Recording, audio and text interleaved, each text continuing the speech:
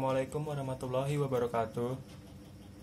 Kembali lagi di pembelajaran kelistrikan otomotif, yang mana Bapak akan menjelaskan sedikit tentang pengisian baterai dengan menggunakan regulator mekanik. Sebelumnya Bapak akan absensi dulu ya.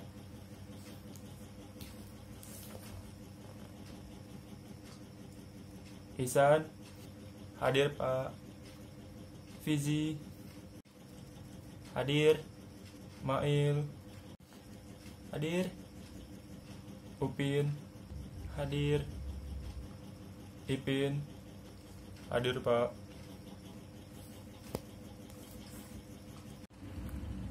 Nah, langsung saja kita ke pembahasannya. Jadi apa sih fungsi dari sistem pengisian baterai dengan regulator mekanik itu? Nah, fungsi pengisian pada kendaraan ada dua, yaitu untuk mengganti tenaga listrik yang ada di baterai setelah baterai melakukan tugasnya mensuplai kebutuhan kendaraan dan mengisi daya baterai yang terkuras saat proses starting. Nah, karena baterai mempunyai kapasitas dan daya tampung yang sangat terbatas, akan tetapi kebutuhan akan listrik pada sebuah kendaraan sangat besar, maka sistem pengisian ini menjadi sangat vital. Pada sebuah kendaraan ada beberapa sistem yang dibutuhkan tegangan listrik, baik saat kendaraan berjalan maupun pada saat kendaraan berhenti. Nah, di antaranya adalah sistem starter, di mana tenaga listrik itu dipakai untuk melakukan awal perputaran mesin tersebut.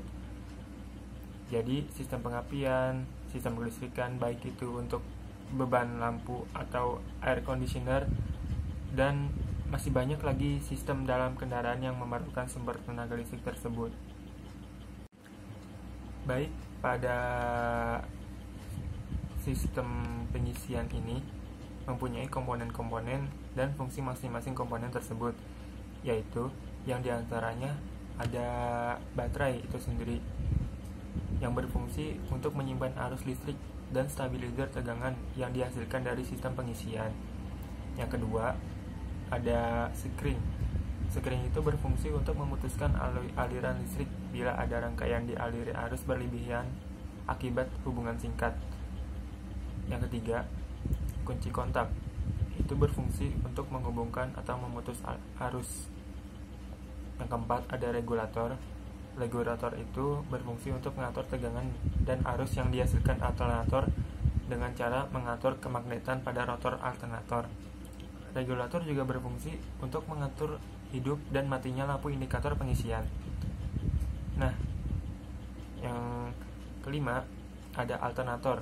Alternator yang berfungsi untuk merubah energi gerak menjadi energi listrik. Listrik yang dihasilkan merupakan arus bolak-balik atau yang disebut AC.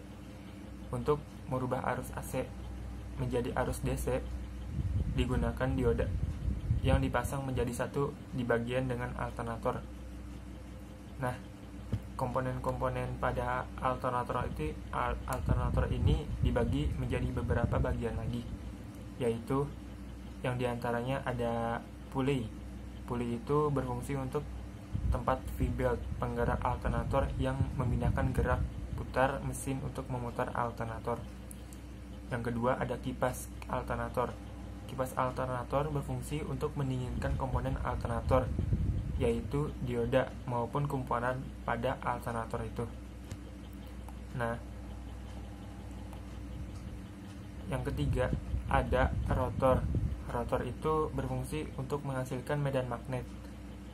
Kuat magnet yang dihasilkan tergantung besar arus di listrik yang mengalir ke rotor coil. Nah, yang keempat ada stator.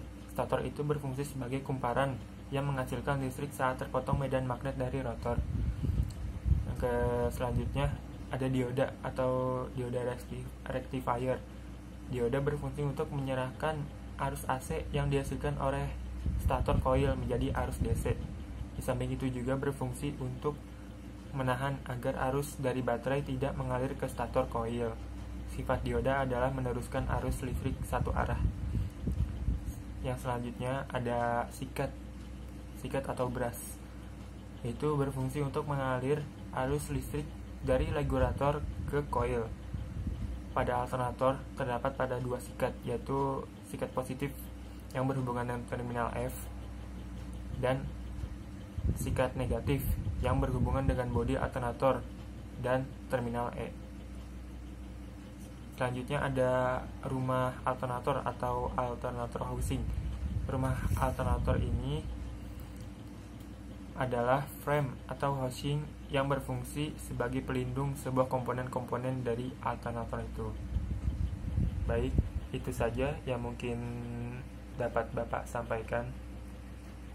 Mungkin kita bisa bertemu di minggu depan, di minggu selanjutnya.